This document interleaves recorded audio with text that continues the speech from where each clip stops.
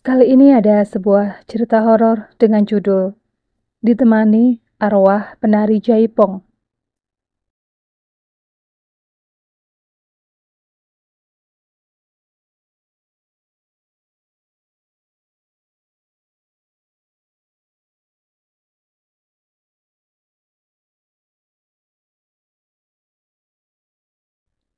230 tahun silam.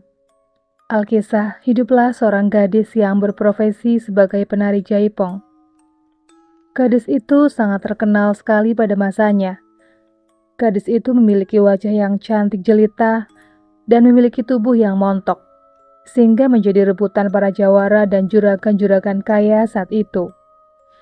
Peristiwa ini terjadi di suatu daerah di Jawa Barat, tepatnya di Tegalega, Bandung. Setiap kali datang, arwah berwujud manusia yang berwajah cantik jelita dan mengenakan pakaian seperti penari jaipong tempo dulu itu, penampakannya tidak bisa diperkirakan. Wujudnya laksana bayangan karena dia hanyalah arwah yang gentayangan. Dan kita masuk ke masa kini. Penampakan arwah serupa pernah aku alami sendiri di Bandung. Saat itu aku pergi dari Jakarta menuju ke Bandung pada hari Kamis. Setelah naik kereta, aku langsung turun dari stasiun dan menuju jalan raya untuk naik angkutan umum. Kebetulan saat itu bertepatan dengan musim hujan. Tanpa aku sadari, setelah turun dari angkutan umum, tubuhku basah diguyur derasnya air hujan. Walaupun hujan terus membasahi diriku, aku tetap melangkah dengan tegap, terus berjalan tanpa memikirkan air hujan yang terus turun. Aku berdoa agar dapat tumpangan sehingga lebih cepat sampai ke rumah sahabatku yang bernama Kak Sonya, yang memang lumayan cukup jauh dari tempat pemberhentian angkutan umum.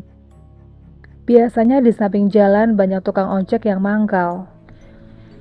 Pada kemana ya tukang ojeknya? Biasanya banyak, mungkin karena hujan atau mereka sedang pada mengantar penumpang lain, gumamku dalam hati. Karena tubuhku sudah basah kuyup oleh air hujan, tidak berpikir panjang lagi, aku memutuskan untuk berteduh di tempat pangkalan ojek. Kebetulan ada pangkalan ojek, jadi untuk sementara, aku berteduh di sini dulu ah. Mungkin sebentar lagi ada tukang ojek yang datang, pikirku dalam hati. Setelah sekian lama, aku mulai resah karena tubuhku sudah tidak kuat lagi menahan dingin. Mana hujannya belum reda, handphone juga lowbat. Pasti Kak Sonya khawatir, pikirku kebingungan. Di dalam keadaan melamun, tiba-tiba dari kejauhan aku melihat seorang wanita berparas cantik dan juga ayu. Berjalan dengan menggunakan payung, melangkah ke arah tempatku berteduh. Sesaat aku merasa lega melihat kedatangan seorang wanita. Setidaknya aku tidak lagi sendirian. Paling tidak, ada teman yang bisa diajak bicara sambil menunggu ojek. Setelah wanita itu tiba dan berteduh di sampingku, aku langsung menyapanya. Kak, sedang menunggu tukang ojek juga ya? Wanita di sampingku itu tersenyum sambil menjawab, iya, aku juga sedang nunggu, tapi dari tadi tukang ojeknya belum ada satupun yang datang, sahutku. Walaupun baru pertama kali melihat dan berkenalan, aku merasa mulai akrab. Sepertinya aku merasa sudah mengenal wanita ini. Kemudian aku bertanya kembali, apakah kakak tidak takut pulang sendirian di larut malam dan hujan deras seperti ini? Kakak sudah terbiasa pulang malam dan menghadapi hujan deras seperti ini. Jawab wanita cantik itu sambil tersenyum. Sesaat, aku merasakan menghirup sesuatu yang wangi. Aku pikir aroma itu berasal dari wanita yang berdiri di sampingku. Aku pun merasa terhipnotis dan sama sekali tidak sadar jam sudah menunjukkan pukul 10 malam. Ketika menyadarinya, aku mulai gelisah. Kakak permisi dulu ya, Dek. Kakak pikir tukang ojeknya tidak mangkal dikarenakan hujan. Jadi rasanya tidak mungkin ditunggu lagi, kata wanita itu. Melihat aku diam saja, wanita berwajah ayu itu berkata lagi, rumahnya di mana? Ayo sekalian pulang sama kakak. Kebetulan kakak ada payung. Nggak baik anak gadis malam-malam sendirian di sini, ajaknya. Aku hanya mematung mendengar tawarannya. Namun tanpa pikir panjang, aku berjalan dalam satu payung dengan perempuan cantik yang baru aku kenal 1 jam lalu itu.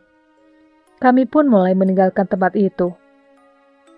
Kakak selalu pulang larut malam ya? Tanyaku. Benar, karena pekerjaan kakak adalah seorang penari, jawabnya lembut.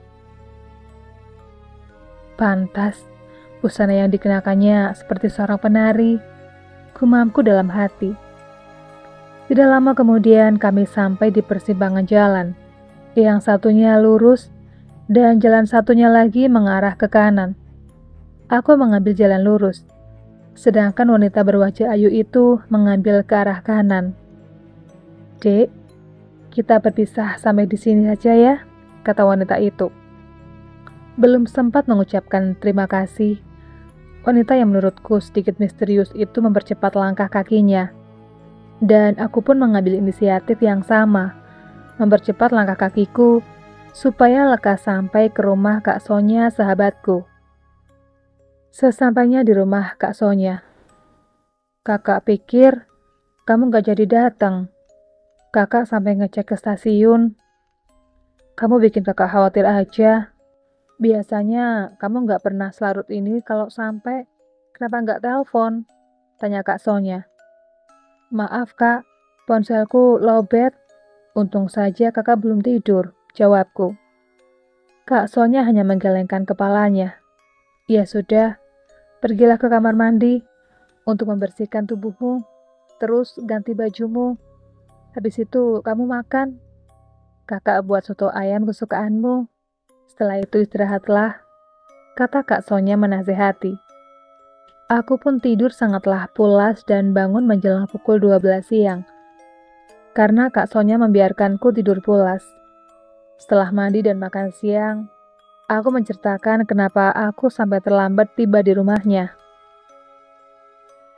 Memang bulan ini di Bandung sudah saatnya musim hujan, jadi para tukang ojek banyak yang malas untuk beraktivitas, apalagi di malam yang larut, kata Kak Sonya menjelaskan. Menurut orang sini, musim hujan yang turun di daerah Tegalega sedikit aneh. Cuaca dan hawanya sangat mendung, serta rasa dinginnya sampai menusuk tulang belulang. Kakak nggak ngerti kenapa kamu bisa bertahan di luar sejak jam 6 sampai jam 10 malam dalam keadaan tubuh yang basah kuyup. Aku baru sadar dengan apa yang dikatakan Kak Sonya. Aku memang kedinginan saat itu, tapi rasa dingin itu hilang setelah aku bertemu dengan kakak cantik malam itu. Namun, aku belum menceritakan pertemuanku dengan seorang wanita berwajah ayu itu kepada Kak Sonya. Sekitar jam 6 sore, sehabis mandi dan ibadah, aku pergi keluar rumah sambil membawa payung. Aku masih penasaran kepada kakak cantik yang mengaturku pulang malam itu. Karena wanita yang bersuara merdu itu belum sempat memberitahukan namanya. Aku kagum padanya. Dia wanita yang sangat berani. Tidak terlihat sedikit pun ketakutan di wajahnya yang mulus, namun agak sedikit pucat itu, pikirku. Kemudian, aku menuju ke persimpangan jalan tempat aku dan wanita penari jaipong itu berpisah. Tiba-tiba aku merasa tubuhku dingin, perutku terasa mulas, jantungku berdetak lebih cepat, dan kepalaku pun terasa sangat pusing. Aku menggeleng dan berbicara sendiri. Ternyata di tempat ini tidak ada persimpangan jalan. Tapi aku sangat dan amat yakin kemarin malam aku berpisah dengannya di tempat ini. Dan penari jaipong itu mengarah ke simpang kanan. Tetapi mana persimpangannya? Gumamku heran. Dan yang lebih membuatku terkejut lagi ketika aku memandang ke sebelah kanan jalan yang ternyata hanyalah beberapa kuburan yang sudah tidak terawat. Dalam keadaan panik, aku langsung meninggalkan tempat itu. Aku tidak berjalan lagi, melainkan berlari sekencang-kencangnya. agar lekas sampai ke tempat Kak Sonya. Setelah tiba di rumah, aku langsung menceritakan peristiwa yang kualami kepada Kak Sonya dengan nafas yang tersengal-sengal. Kak Sonya sempat terkejut dengan apa yang kukisahkan.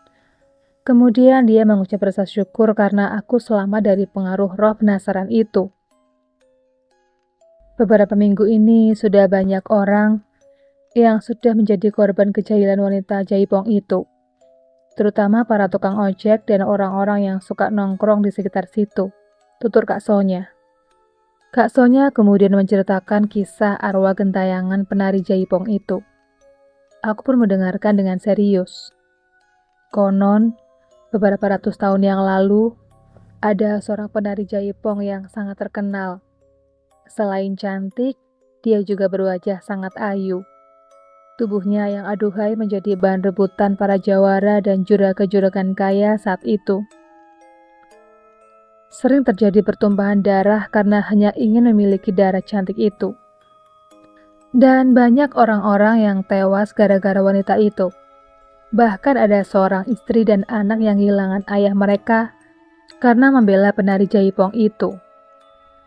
Namun pada akhirnya, penari jaipong itu dibunuh secara sadis oleh salah seorang jawara miskin yang tidak berhasil mendapatkan cintanya.